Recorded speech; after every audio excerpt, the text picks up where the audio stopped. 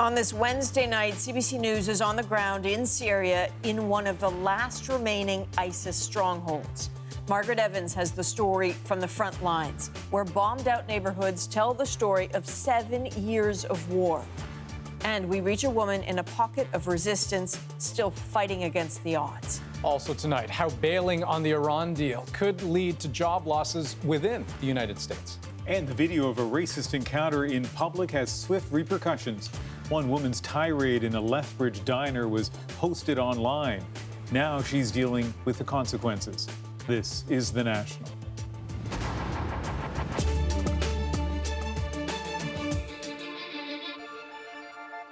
Syria is now a fragmented, blood-soaked version of its former self. More than 7 years of civil war has seen to that. This is a story that has gripped Canadians and inspired many to action.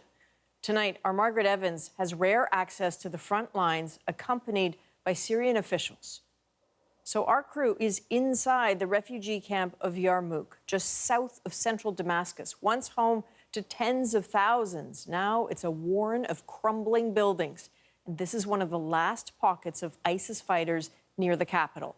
And Syrian government forces have them surrounded, trapped in an ever-shrinking area under a near-constant siege.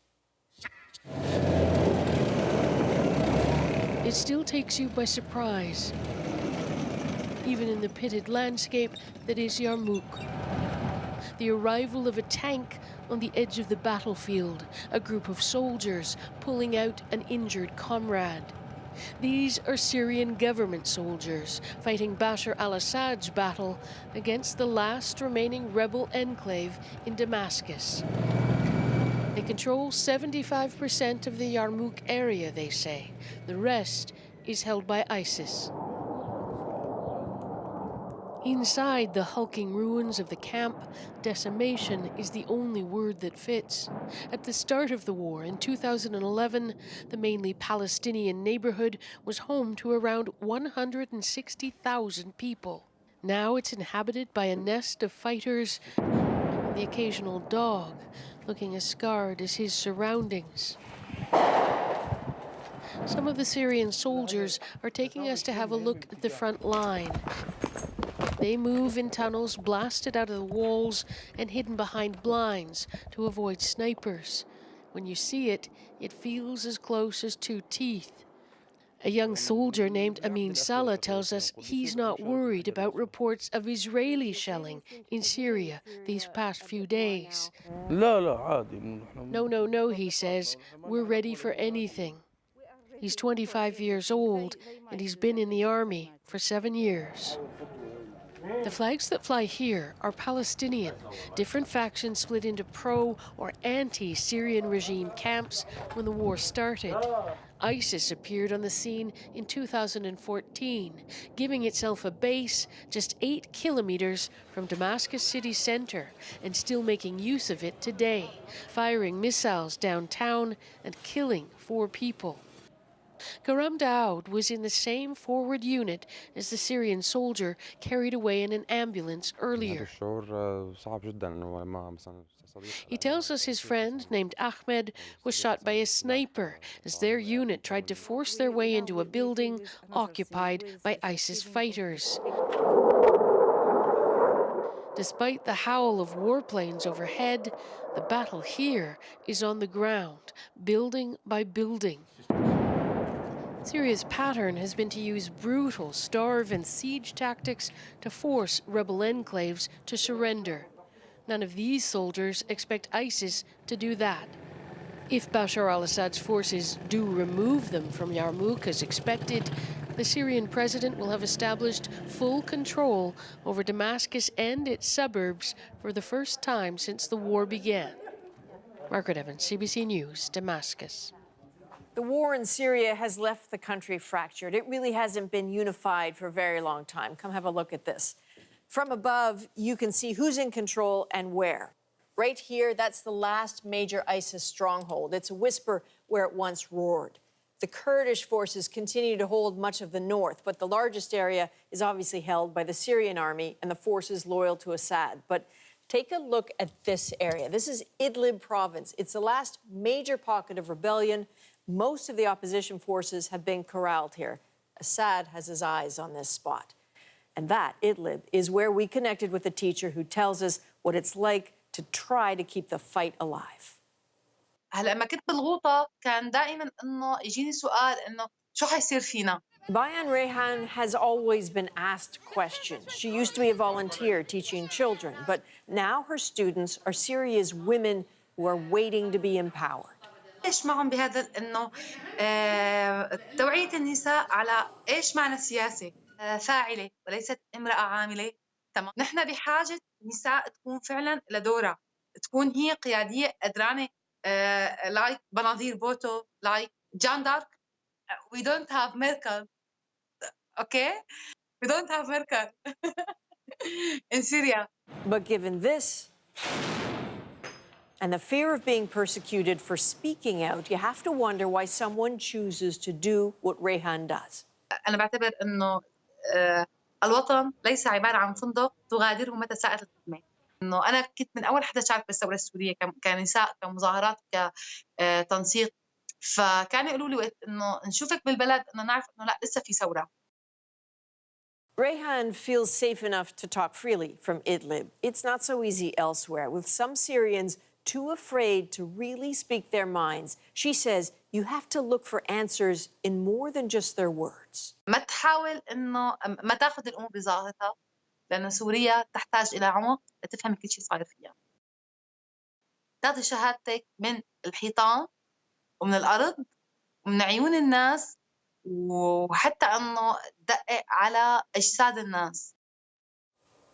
Now, earlier this evening, Israel fired missiles into Syria, targeting military sites and hitting a radar installation. Israel says it was in retaliation for 20 rockets fired into its territory by Iranian forces based in Syria.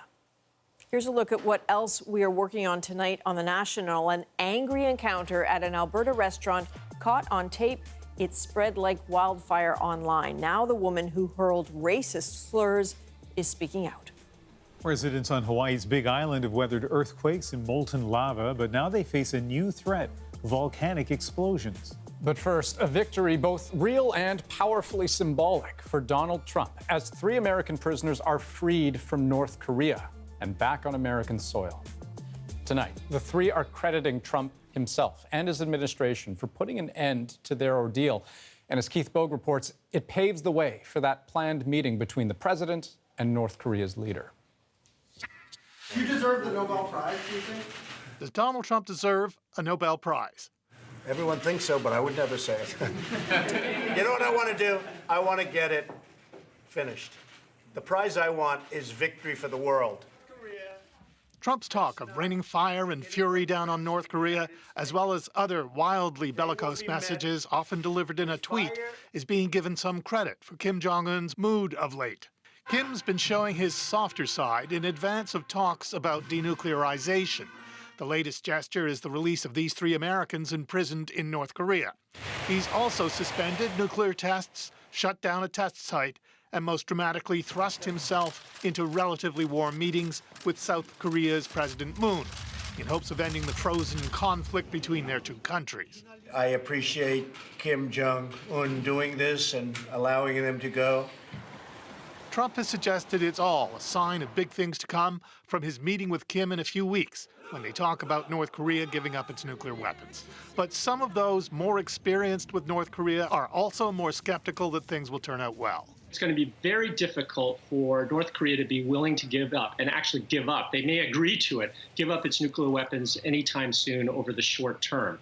They put so much, literally, blood, sweat, and tears and treasure into developing this. It's going to be very hard for them, given all the mistrust. The trust issue is likely front and center now that Trump has announced he's pulling out of the deal the U.S. negotiated with Iran over its nuclear weapons program.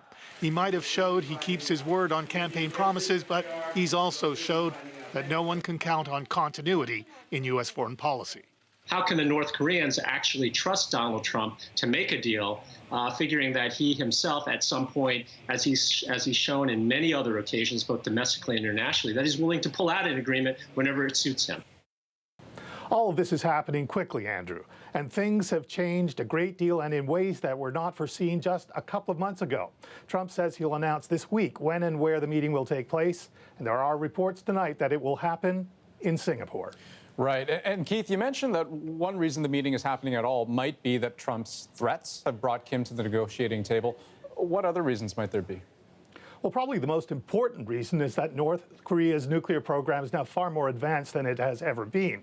North Korea appears to be a genuine nuclear power, and there can be little doubt that in Kim's view, it's the nuclear weapons that brought Trump to the table, not Trump's threats that brought Kim to the table. But, I mean, on the other hand, doesn't this newfound strength, in a way, sort of make it less likely Kim will want to give up his nuclear weapons? Yeah, that's what many analysts say, and it brings us right back to the question of whether Kim can trust the U.S. in this type of negotiation when the U.S. has just taken a deal agreed to between Iran and all of the world's most powerful nations and apparently blown the whole thing up.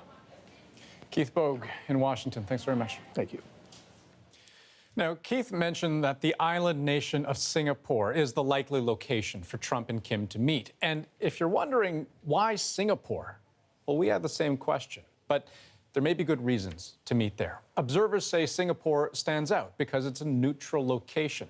It's well known for its security and high degree of public order. And the city-state also has a strong track record of hosting high-level talks. For example, the historic 2015 meeting between Taiwan and China, following a 66-year standoff. Plus, it's helpful that both the U.S. and North Korea have diplomatic missions in Singapore. But zooming out a bit, there's never just one thing preoccupying the Donald Trump administration. Ian, there's also the U.S. withdrawal from the Iran nuclear deal. And it seems as if the fallout, Andrew, to yesterday's announcement is whipping up political and economic anxiety around the world.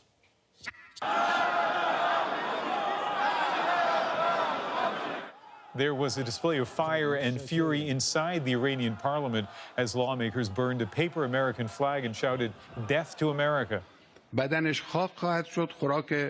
The country's supreme leader, Ayatollah Khamenei, also didn't mince his words, saying he hoped Trump's body would become food for snakes and ants.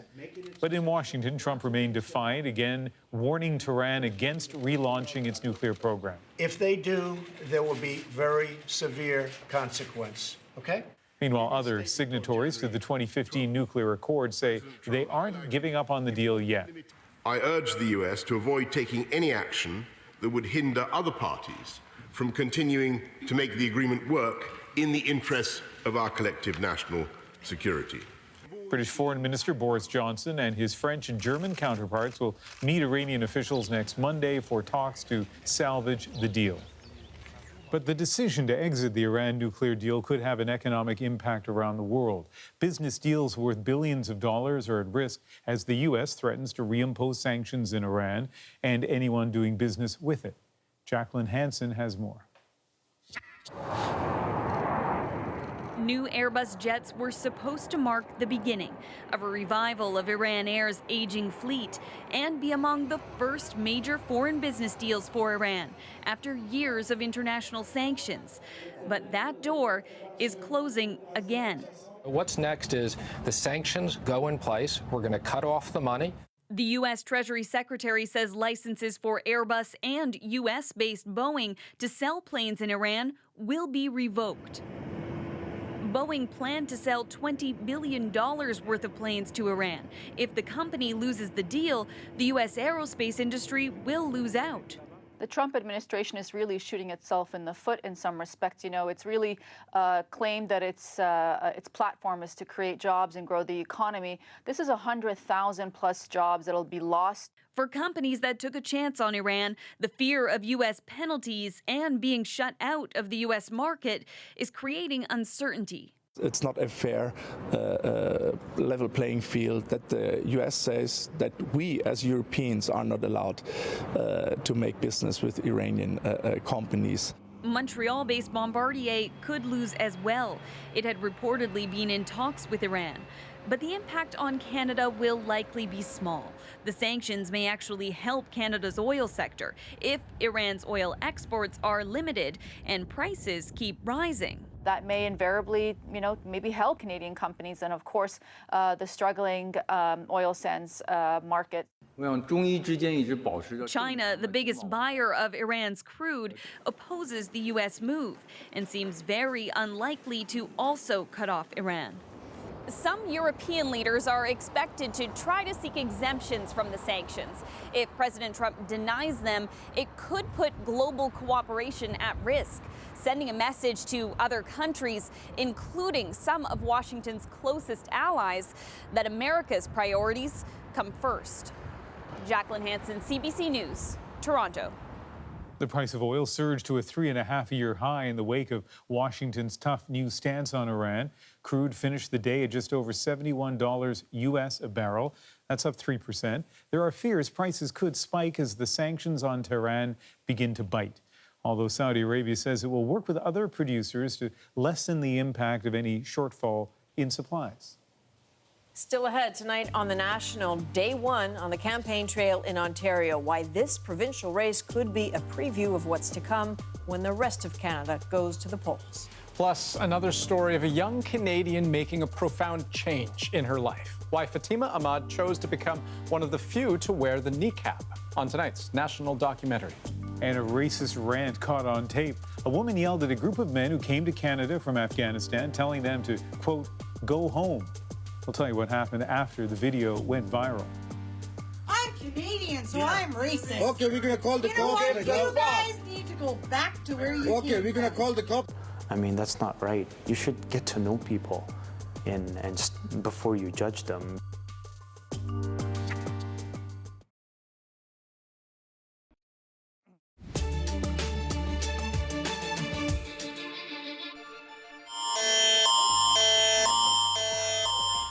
Tonight on The National, another test of Canada's new emergency alert system that could have gone smoother. After Monday's problematic tests in Quebec and Ontario, the system was supposed to send messages to mobile devices today in other provinces and territories. And while the test alert did reach lots of people today, there are certainly reports it didn't reach everybody in Western Canada the way it was supposed to. Officials have said they're working out the glitches. There's still a lot of questions to be answered and obviously a lot of work to be done. A long road ahead for the people of New Brunswick. After days of unprecedented flooding, residents are now slowly returning home, but clearly dealing with the aftermath won't be simple. Officials warned again today that anything that touched those floodwaters may be contaminated, and anyone involved in the cleanup being advised to wear protective clothing.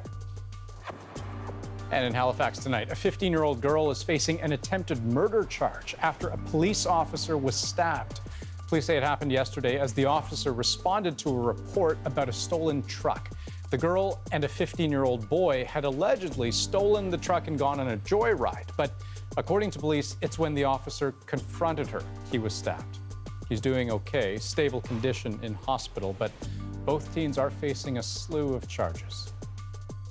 Well, judgment has come swiftly and harshly after a video of an ugly altercation in a Lethbridge, Alberta restaurant went viral today. It shows a woman in a heated argument with a table of men from Afghanistan.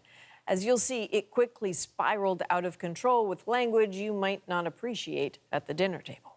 Well, shut your mouth then. Because you know what? You're dealing with a Canadian woman right now. Okay, we're going to call the cops. You know what? You guys need to go back to where you came Okay, we're going to call the cops.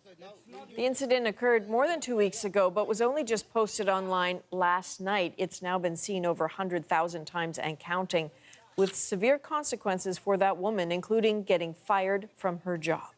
Aaron Collins has the story.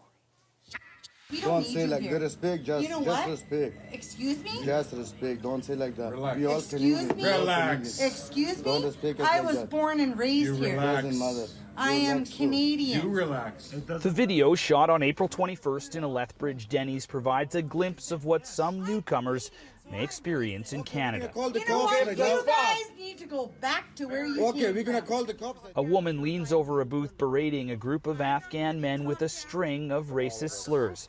One of them filmed it on his phone. How do you not lose your temper? Just being patient. Patient is the key. Being patient, not losing your temper, sounds pretty Canadian to me. Yes, true. Omarzai, a Canadian citizen who moved here as a teenager, says the encounter was unprovoked and un-Canadian. Why would she say that to go back to my country? We're all immigrants here. I mean, this Canada has been, supportive of immigrants from all over the place. Well, the 5-minute-long video ends with more taunts. Perfect. Shut up. Speak English if you're going to speak. The evening ended when police were called and Omarzai and his friends, as well as the woman, were asked to leave the restaurant. For her part, the woman in the video, a resident of Cranbrook, BC, told local Lethbridge News Now that she'd been drinking and was having an off day. Yes, I made some comments shouldn't have been said. I even went back to Denny's and apologized to the manager, to the server. I told the manager if I could apologize to the men that were there, I would, for my actions, because, that's not who I am. She also released a formal statement saying she regrets her comments, but insists there's more to the story. Today, Pocha was fired by the car dealership where she works because of the video. Well, back in Lethbridge, word of the video spread quickly. The mayor says his phone started to vibrate at 4 a.m. Well, I was shocked. It's horrific to see that, and I could tell that that was going to be a story. I think when I looked at it, it already had 700 shares or something like that, and I think it's important to respond. For its part, Lethbridge police say they're now looking into the video, but stress that no charges were laid at the time of the incident. Aaron Collins, CBC News, Lethbridge. Now, as you heard a moment ago, Kelly Pocha does say she's sorry, but while she does admit her comments were racist, she insists the men directed obscene and racist comments at her, though she doesn't offer specifics. Here's some more of her conversation with Lethbridge News Now from earlier today. I'm not that person. I'm a hardworking mother of 3. That's just not who I am. It was just an off day. Like I said, things were said to me. I got heated, made some comments. Fortunately, those comments I can't take back. People get into arguments every day. People say things every day. It doesn't get splattered on Facebook and go nationwide. It's just, I don't know. I don't agree with the whole thing. I think it's just gotten blown way out of proportion, especially when you're only seeing one side of the story. You're not seeing the whole thing. So it doesn't look very good on me. Alberta's political leaders weighed in on all of this today as well. Here's part of what Premier Rachel Notley tweeted. Racist, bigoted comments have no place in Alberta. Everyone is welcome in Alberta. And United Conservative Party leader Jason Kenney said, the bigoted sentiments expressed in this video are appalling. Alberta is and always has been a welcoming home for hardworking newcomers from every corner of the world. Okay, it's still to come tonight on The National. A company that's trying to prove even garbage can be recycled. But is it worth the cost? And in tonight's national documentary, meet the young woman whose personal choice to wear the niqab has become very public and deeply political. When the bill passed, I just felt like everyone was against me. So and I just felt like doors were closing upon me. So then you start asking yourself, can I endure this? Can this be something that I can go through every day?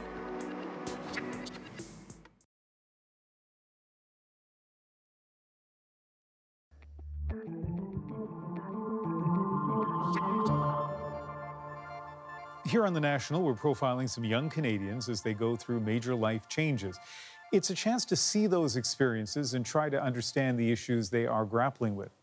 Fatima Ahmad is a Montrealer who wants to become a teacher. She's also a Muslim who chose last year to wear the niqab, a personal decision, but in Quebec it is also inescapably political.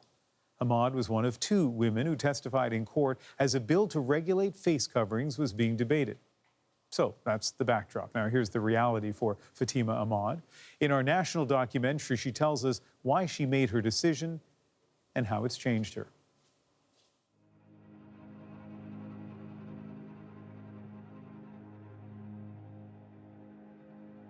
Just because somebody can't see me, I'm not invisible. Just because you can't see somebody doesn't mean they don't exist, doesn't mean they don't have feelings, doesn't mean you can connect with them. They're still very human like you.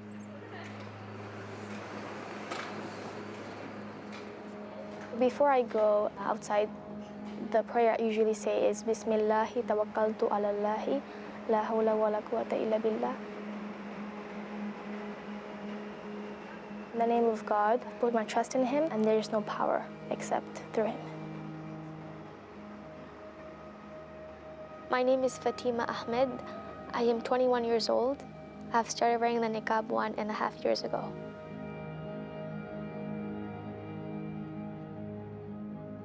I was born and raised in Montreal, Canada. My mother country is in Bangladesh. I'm currently studying at McGill in elementary education. So in the future, I want to be a teacher.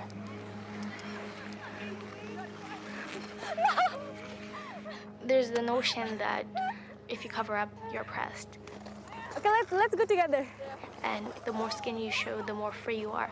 And for me, that statement is quite absurd because I choose what I will show to the world, not vice versa. Come with us. My religion teaches me that it's about your character, it's about your deeds. It's not about how you look. This is Radio Noon, and we're talking about Bill 62. We'll head back. You know, it's like a cancer that's invading this country, and I applaud Quebec. The law is that you need to have your face uncovered, and everybody simply should abide by it. I salute Quebec for this, and I hope that this bill goes all over Canada. Il nous parle de religion dans l'espace public, il nous parle de religion partout. Il nous impose des habitudes de vie, il y a quelque chose, un problème qui... il devrait s'adapter. Or, ils demandent, c'est eux qui demandent que le Québec, la société d'accueil, s'adapte à leurs us et coutumes. Be careful! I'm not trying to impose myself on anyone. I wear the niqab as a personal commitment towards God. So this is very personal. This is not some kind of political thing. I'm just practicing my right as a Canadian. When the bill passed, I just felt like not everyone was against me. So and I just felt like doors were closing upon me. So then you start asking yourself, can I endure this? Can this be something that I can go through every day? It was extremely difficult time, and for me to go outside, it took a lot of courage. Like one of my pastors said something a couple months ago, and it just stuck with me. But he said, like, from a distance, it's really easy to demonize or idolize someone, but like up close, we can humanize people. Mm-hmm. And like, Since I started wearing the niqab, I know that my mindset and my worldviews have progressed. Like, I grew as a person. So I don't know, for me, I think since there is this very bad image of who Muslims are, what Islam is about, I think as Muslim we have to create a positive narrative. Take care. You too. Assalamualaikum, sister. Questions? As a teacher, I don't want to just be like, teaching science and math, but also like connect with students and go beyond. And I want them to be good human beings before anything.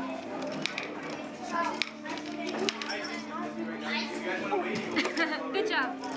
I want my students to become caring individuals who will, even though they have differences with other people, they will learn how to respect each other. At the end of the day, we'll always have differences, but to live in a peaceful society, to coexist with other people, you have to respect them.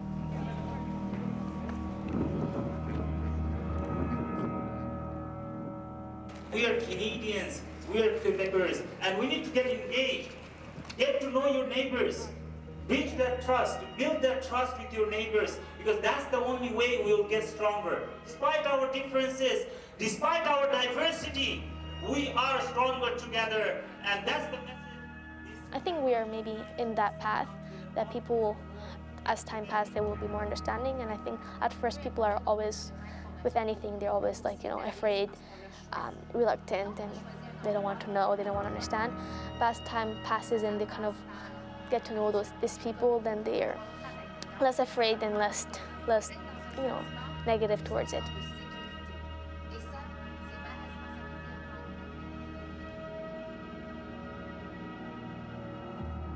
I think the niqab has helped me in many ways to put things into perspective. It's a transformation that goes within, that you're trying to take a step forward towards your faith. So I'm coming to a point where I'm realizing that the niqab is going to be part of my journey. It's going to be part of my success story. It's going to be part of me. Yeah, I'm just like you guys, but different. Different journey. Starting July 1st, it will be against the law in Quebec to cover your face while receiving public services or providing them. Requests for accommodation on religious grounds will be considered case by case. It turns out only a few Muslim women in Quebec actually wear the niqab or burqa. There's no official count, but informed estimates range from 50 to 300. On Monday, we told you about another young Canadian. Stefan Alexis is a college graduate in Ottawa who's put his future on hold so he can care for his younger brother, Tor, who has cerebral palsy.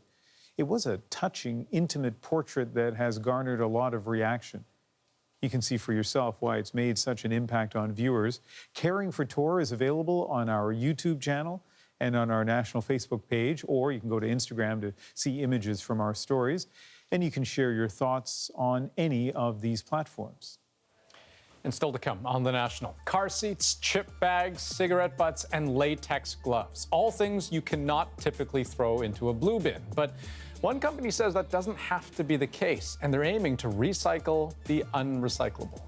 There's a recycling solution for everything, but the reason why it's not recycled municipally is because it's more complex and costly to do so. From our perspective, we would like everything to be recycled. You know, we'd like to collect as much as we can.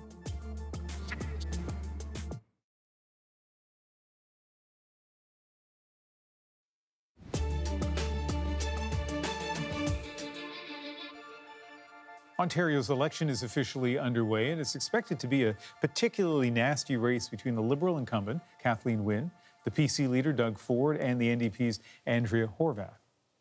You know, I'm going to push against and fight against Mr. Ford's agenda wherever I am in the province. Kathleen Wynne and Andrea Horwath, they're the same people. You know what I mean? They just want to spend and tax. Mr. Ford, for some reason, does not have the guts to be upfront about what his plans are. And that's just day one. Voters in Ontario have another 29 days to make their choice. But as the CBC's Hannah Thibodeau tells us, all Canadians have reason to keep an eye on this one. It's dusk on Parliament Hill. The day's business is done, and political operatives have retreated to their offices. You can bet, though, they're watching the impending battle to control this government building 450 kilometers away. The Ontario election will be key in framing the federal fight next year. I think every election becomes informative for the one to come. Kathleen Wynne and Justin Trudeau are using similar tactics. Demonize the opponent. Doug Ford sounds like Donald Trump, and that's because he is like Donald Trump. It may be Andrew Scheer's smile, but it's still Stephen Harper's party. Both leaders are playing on fears and insecurities, both stealing some of the NDP's signature ideas, including enhanced pharmacare. Kathleen Wynne's campaign co-chair says it would be better for the federal Liberals if they have a government with similar policy perspectives in Ontario. My sense is the federal government is trying to carve a bit of the same territory that Kathleen Wynne has been leading on, which is moving towards, an activist center, a progressive middle. Conservatives Doug Ford and Andrew Scheer are also using similar messaging. I'm going to make sure we run a government that respects the taxpayers. It's why we want lower taxes. And both say the carbon tax is a no-go.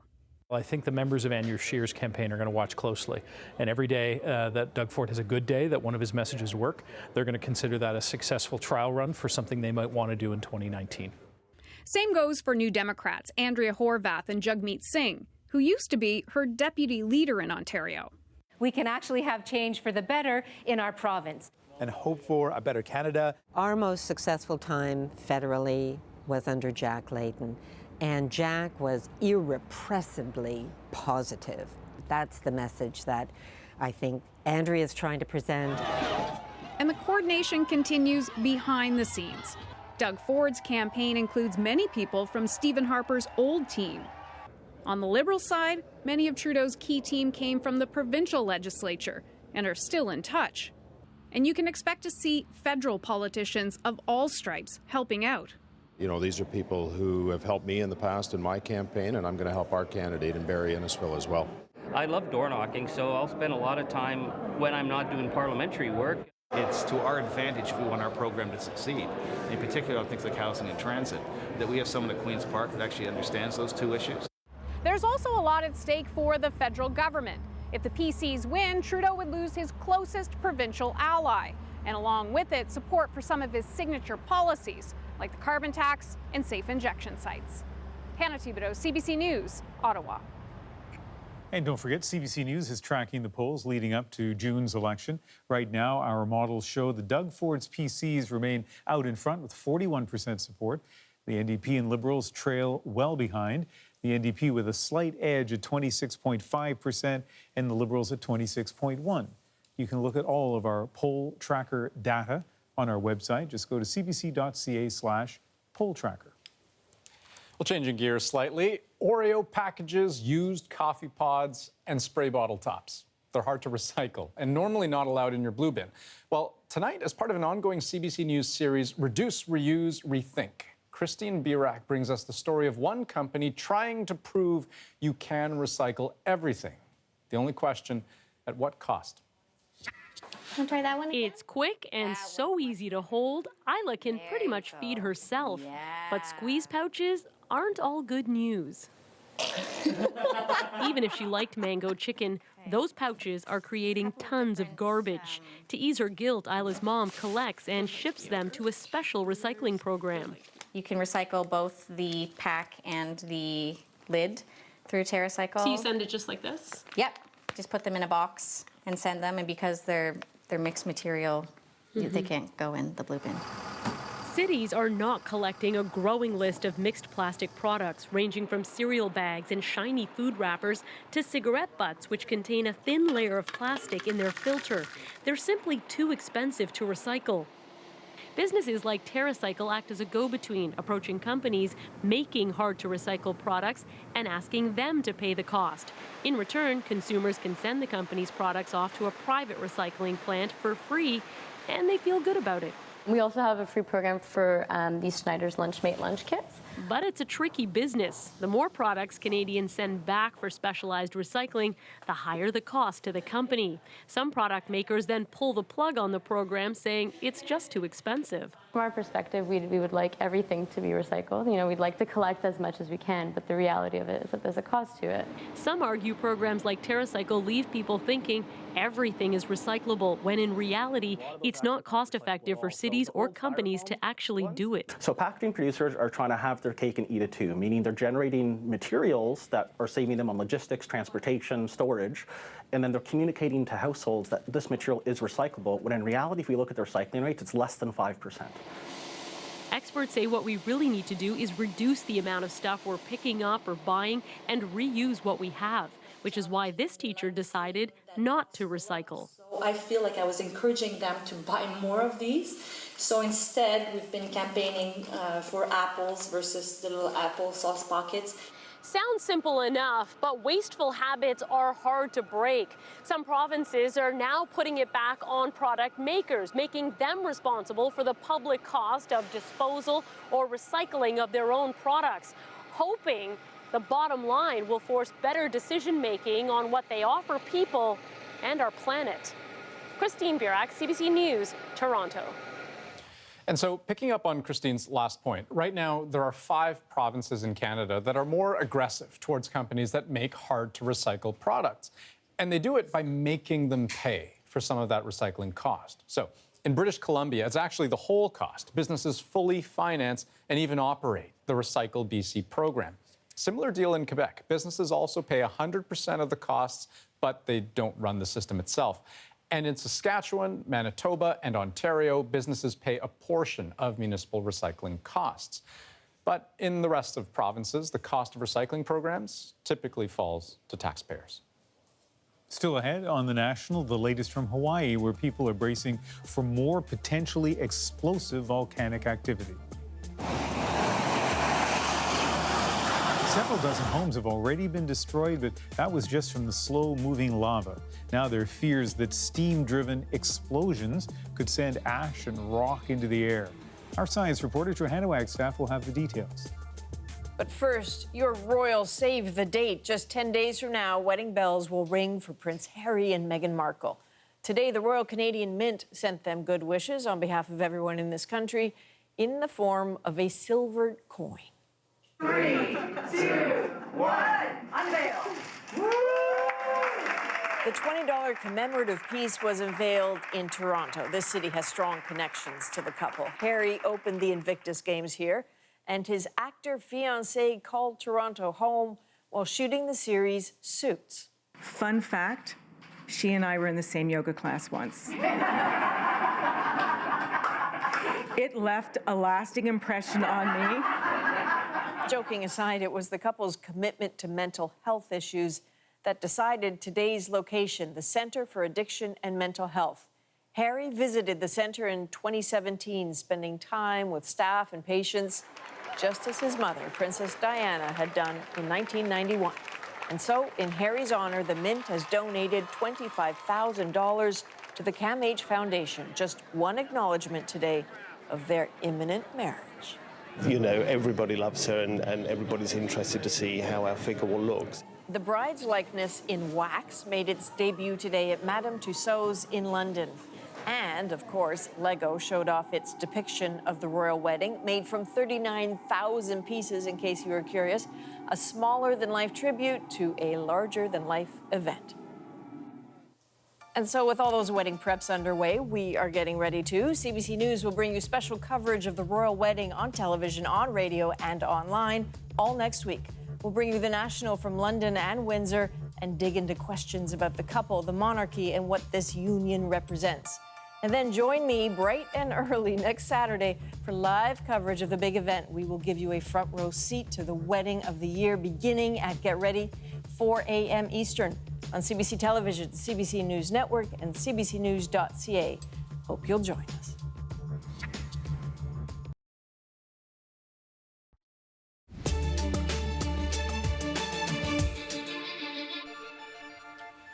On the National tonight, video apparently showing those rocket attacks we told you about earlier, targeting the Israeli-occupied Golan Heights. 20 rockets in all, according to the Israeli military, and launched by Iranian forces in Syria. Israel says some were intercepted by its Iron Dome defense system. And according to Syrian state media, Israel fired back and hit a number of targets in Syria. The attacks accompany heightened tensions in the Middle East, particularly following the U.S.'s decision to pull out of the Iran nuclear deal. Also, a dramatic scene in the heart of Rome. That's a public bus on fire on a busy street. The cause is believed to be some sort of mechanical or maintenance issue. So far this year, 10 buses there have gone up in flames. The ground is shaking, rumbling. The flames coming out are like a blowtorch. And an up-close look this morning at one of the vents spewing lava on Hawaii's Big Island. And just a couple hours after that video was taken, there was a big explosion at the Kilauea volcano, creating a whole new reason to be worried. Now let's bring in CBC meteorologist and science reporter Johanna Wagstaff, who has been tracking today's developments. And Jo, can you start by explaining what about this is so different from everything else we've seen this past week? Well, Andrew, the main threat so far has been mainly from this slow bubbling of lava and gases in fissures that have opened up away from the main crater. But as the magma is feeding these new vents, it's drawing magma away from the main caldera or lava lake. And that's what's leading to an increased concern of more explosive types of events over the next couple of weeks. So as that lava lake drops closer to the groundwater table, rocks are continuing to fall fall into that lava lake. And the concern is we could get a buildup of pressure once those rocks and lava interact with groundwater. That could lead to a steam-driven explosion, or several of these types of explosions. Now, it's hard to say when exactly this will happen or how large these events will be, but not just gas, ash, lava, and large boulders being thrown over a kilometer away from the crater will be a big concern. Scientists, though, Andrew, are monitoring this situation 24/7 for any changes in that lake level. Wow, okay. Johanna Wagstaff, thanks so much. You're welcome. A wave of red and white made its way to Parliament Hill today, part of celebrations in the capital honoring Canadian Olympic and Paralympic athletes. We asked what this recognition meant to them, and that is our moment of the day. Today has been absolutely unbelievable. Getting to, get the band back together.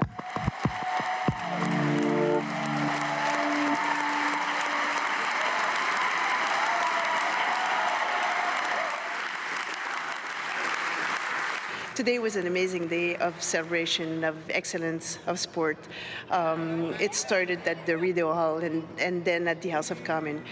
Oh, Canada, we stand on guard for thee. Get on the floor where everybody got up and we got to sing "Oh Canada," and getting to receive, our Olympic rings. That's one part that every athlete looks forward to. Chance of a lifetime here. Very, very excited about the support the Canadian government has given to the athletes over the years. We are the athletes, but everybody plays a part. It takes a village.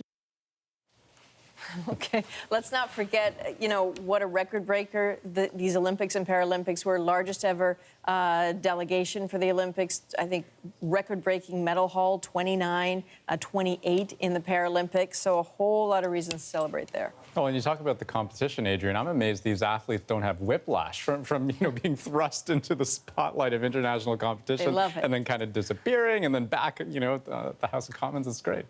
Kind of nice that they have that moment in the sun. Nice chance, as you heard, for the athletes to get together because they are involved in all kinds of different events around the world, so they don't often get a chance to do that. But I bet you a lot of them are thinking tomorrow means training 45 months until the next Winter Games. So right back at it, huh? Boy, oh boy, just a moment in the spotlight and then back to all that grueling working out that I can't even imagine what that's like. There's still time for you. Oh, yeah. Sure, I'm sure there's nothing I could do. That is the national, other than say this, for May 9th. Good night. Good night. Good night.